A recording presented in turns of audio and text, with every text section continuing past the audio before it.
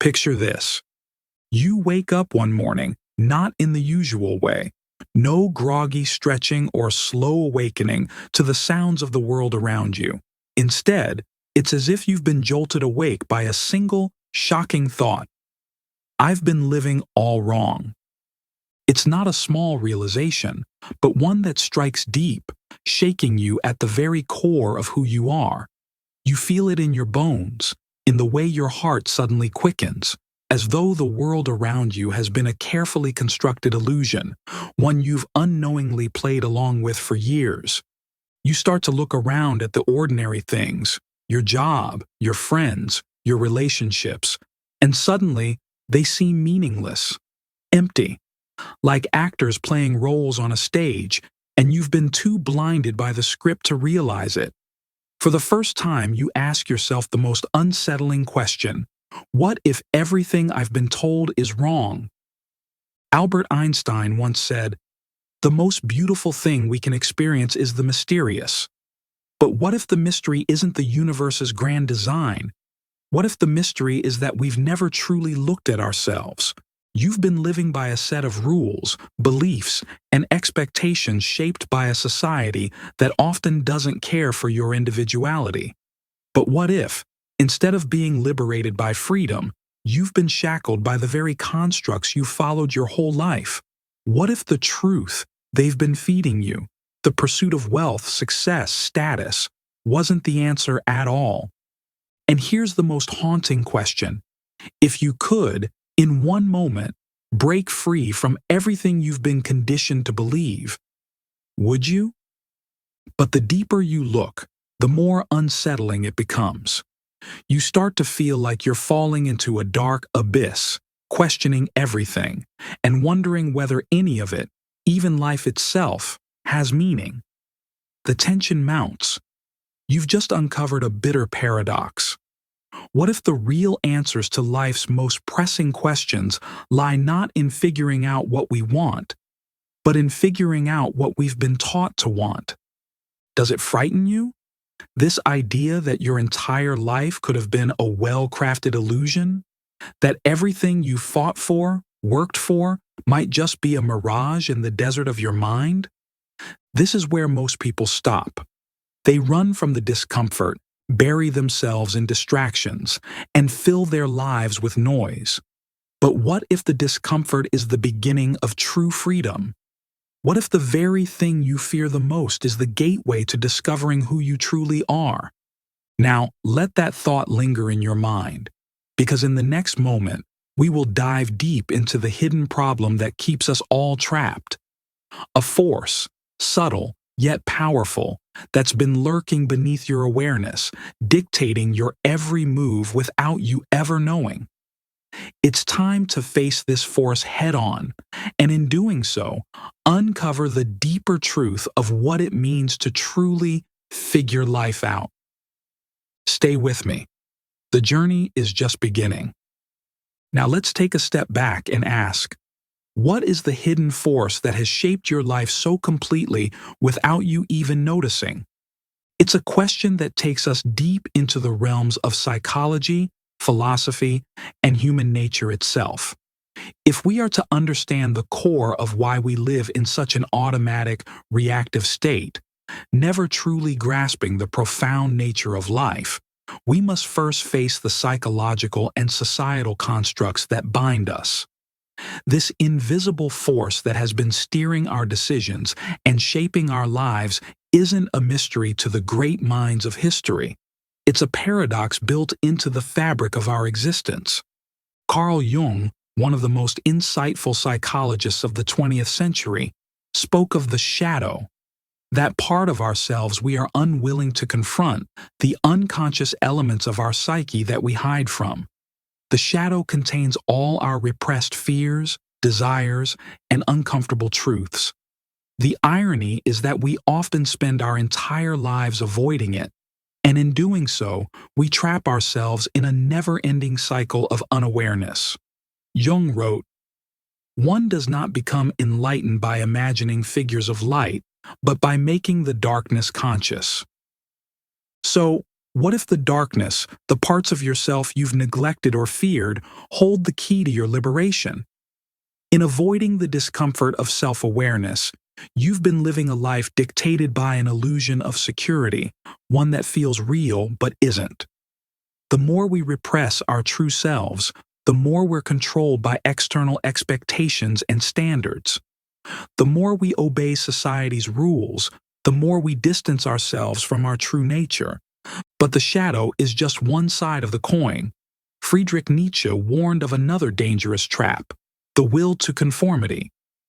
Nietzsche's philosophy centers on the idea that most people live lives of quiet desperation, never questioning societal expectations, never pursuing their own greatness. The individual has always had to struggle to keep from being overwhelmed by the tribe, he wrote. If you try it, you will be lonely often and sometimes frightened, but no price is too high to pay for the privilege of owning yourself. This brings us to the very root of the problem. The systems, institutions, and structures we've built as a society have trained us to think in a particular way. They've told us that success is a number in a bank account, that happiness is found in the approval of others, and that comfort equals contentment. But deep down, we know this isn't true. You can accumulate all the wealth in the world and still feel hollow, as if something essential is missing. Arthur Schopenhauer, with his pessimistic worldview, believed that human life was driven by suffering, a cycle we can never escape. His conclusion? The pursuit of material gains and social status was inherently empty, and the only true path to peace was renouncing the chase altogether. The very desire for success, fame, or wealth creates an endless cycle of longing and dissatisfaction. And this, Schopenhauer argued, is the trap of the human condition. We are slaves to our desires. But what if we've been conditioned to desire the wrong things? What if the very act of seeking societal approval, of trying to fit into an arbitrary mold, is what causes our misery in the first place? This is not merely a personal issue, it's societal. Our culture breeds a false idea of success that only serves to reinforce the cycle of longing and despair. Modern consumerism feeds the illusion that if we just get more money, more status, more things, we'll feel whole. But Aldous Huxley warned in Brave New World that this very obsession with consumption and comfort ultimately leads to a society of soulless automatons, forever chasing fulfillment but never finding it. So here's the question. If all these systems, beliefs, and desires are built on a lie, how can we possibly escape? As you sit with this, a deeper realization starts to form.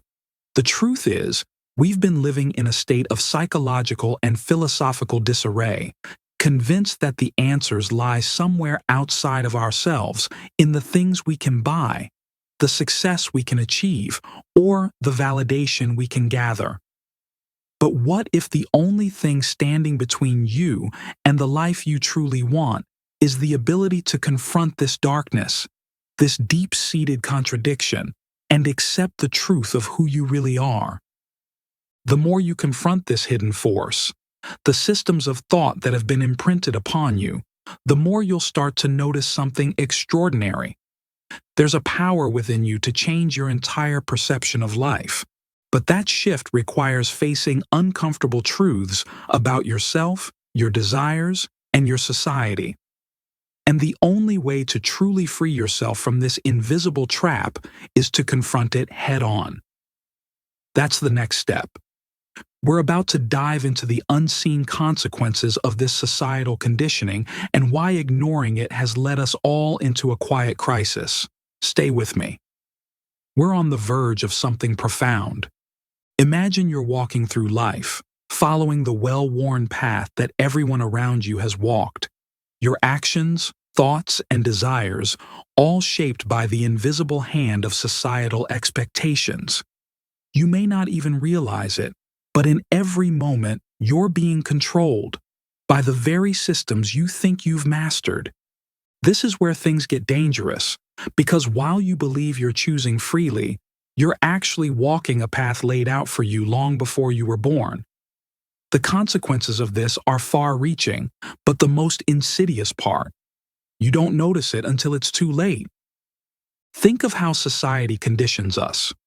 We're told from an early age what success looks like: academic achievement, career advancement, financial security. But what's often left out of this equation is the emotional and psychological toll. We're encouraged to fit in, to conform, to chase after the things that everyone else is chasing, without ever stopping to ask, do I even want this? This is where the cognitive bias of social proof plays a role. Our unconscious tendency to adopt the behaviors and beliefs of those around us. We are wired to seek approval, to blend in with the crowd, to avoid standing out or challenging the status quo. In fact, a recent study in psychology reveals that our brains often perceive social rejection in the same way we perceive physical pain. It's no wonder, then, that we go along with the crowd, even when it doesn't serve our true desires or bring us fulfillment. Yet, when you look at modern life through a more critical lens, you begin to see the cracks in the facade. The way consumer culture feeds into this cycle is perhaps the most obvious manifestation of this collective psychological trap. It's as though we've been hypnotized into thinking that accumulating more, whether it's possessions, achievements, or approval, is the key to happiness. But happiness, true happiness, isn't found in any of these external sources. This brings us to one of the greatest insights of Viktor Frankl, the neurologist and Holocaust survivor who wrote Man's Search for Meaning. Frankl observed that those who survived the most grueling experiences in concentration camps were not necessarily the strongest or the most capable. They were the ones who found meaning, the ones who held on to a sense of purpose beyond mere survival. He concluded, "Life is never made unbearable by circumstances, but only by lack of meaning." What if, despite all our achievements and possessions, the real source of our suffering is the lack of meaning in our lives? What if the pursuit of empty goals, those dictated by society, leads us into a silent crisis of identity, where we're left feeling disillusioned, disconnected, and adrift? In reality, we are all walking through a world built on promises that were never kept. The promises of happiness, fulfillment, and satisfaction through consumerism, career, or social approval, they're all lies that play on our deepest fears and insecurities. The lie isn't just about external things, it's about what we've been led to believe is important, what we've been taught to value. As we march through life in pursuit of these hollow ideals, we lose sight of the deeper questions that should guide us. What is truly meaningful to me? What do I really want to create, experience, or become? Instead of looking inward for answers, we look outward and end up conforming to expectations we didn't even choose for ourselves. But here's the critical realization. The more we ignore this trap, the more we silently condemn ourselves to a life of passive existence, going through the motions without ever waking up to our true potential. Our desires, our identity, and our sense of self become corrupted by the noise of the world around us. We end up trapped in a prison of our own making, built on unconscious assumptions, social conditioning, and an endless chase for external validation. The consequences of this? They're everywhere. Depression, anxiety, burnout, the feeling of emptiness that we try to fill with more stuff, more achievement, more validation. But the truth is, the more we chase these hollow ideals, the further we drift from who we truly are.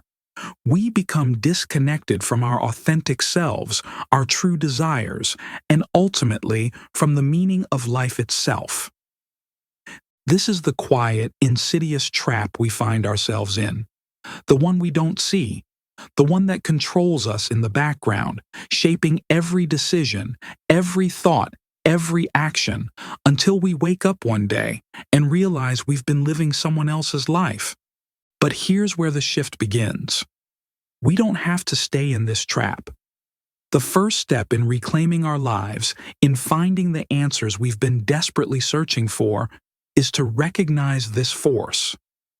The more aware we become of these invisible strings that tie us to the ground, the more we realize we have the power to cut them. So, what happens when you face the unseen consequences of this trap? When you start to see it for what it truly is? That's what we'll explore in the next section. How to break free from this cycle of unconscious conformity and reclaim the life that's waiting for you. The life that's yours, not the one society told you to live. Stay with me. The real journey is about to begin. Now that you've seen the trap, the real question is, how do you escape it?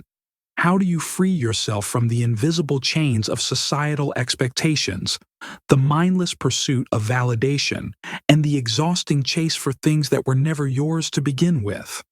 The answer, paradoxically, isn't found in more doing, more achieving, or more accumulating. It's found in something entirely different: unlearning. Unlearning everything you've been conditioned to believe and embracing the uncomfortable reality that your life doesn't need to follow anyone else's script. This is the rebellion, not a loud, dramatic revolt against society, but an inner revolution that shifts the very way you think about who you are and what you truly desire. In the process of this unlearning, you must first confront the ultimate truth. You were never meant to fit in. Carl Jung famously said, "The privilege of a lifetime is to become who you truly are." And yet, how many of us have been living someone else's life? The moment you realize this, it's as though a fog clears, and you begin to see that the path to self-liberation lies in embracing your uniqueness, in stepping away from the crowd and rejecting the approval-seeking game. Friedrich Nietzsche, who understood the human struggle for individuality better than anyone, captured this brilliantly with his concept of the Übermensch, or overman. Nietzsche wasn't just calling for a physical or intellectual superior. He was calling for a person who could transcend the limitations of societal norms and create their own values. He said, "Become who you are." And this is the very essence of the rebellion we're talking about. It's about crafting your own meaning, independent of the world's standards. It's about rejecting the prison of conformity and building your own freedom. But what does that actually look like in practice? How do you begin to break free from a life shaped by external forces? The first step is simple. Stop following the rules that weren't made for you. The rules of consumerism, success, and achievement that the world has taught you to follow, they are designed to keep you in line, to keep you chasing something you don't need. It's time to break from that cycle. It's time to stop playing the game of comparison, where everyone is scrambling for more likes, more status, more stuff, as if these things define us. The truth is, they don't. What defines you is your ability to think for yourself, to live on your terms, to embrace who you are, not who society expects you to be. But here's where it gets tricky. To break free, you must embrace discomfort. You must be willing to stand alone, to face the unknown, to challenge everything you've ever believed. As Jean-Paul Sartre once said, "Freedom is what you do with what's been done to you." You cannot simply reject the systems around you. You must take responsibility for creating your own existence. You must stand in your own truth, even if it means facing ridicule, loneliness, or doubt. You must challenge the stories you've been told and rewrite your narrative from scratch. One of the most powerful historical examples of someone who broke free from the shackles of societal expectation is Albert Einstein. Despite being told that he would never amount to anything, Einstein refused to adhere to conventional educational systems and carved his own path of discovery. He famously said, Imagination is more important than knowledge. This rebellion against the conventional path was at the heart of his genius. He didn't fit into the box that society had prepared for him. He created his own. But you don't have to be a genius or a world-changing figure to experience this kind of freedom. Every person has the potential to break free from their conditioning, to step out of the trap they've been caught in. The most radical and transformative act you can take is simply to decide to live in a way that's authentic to you, not based on the expectations of others, but from the deep well of your own desires and purpose. To do this, you must start to ask yourself the right questions. Questions that challenge the status quo and force you to look inward. What are your true desires? What values do you hold that have nothing to do with what the world tells you should be important? What makes you come alive? These are the questions that ignite change. And once you begin answering them honestly, you'll notice a profound shift in the way you approach life. You no longer seek validation from others, nor do you need to play the comparison game. You simply live.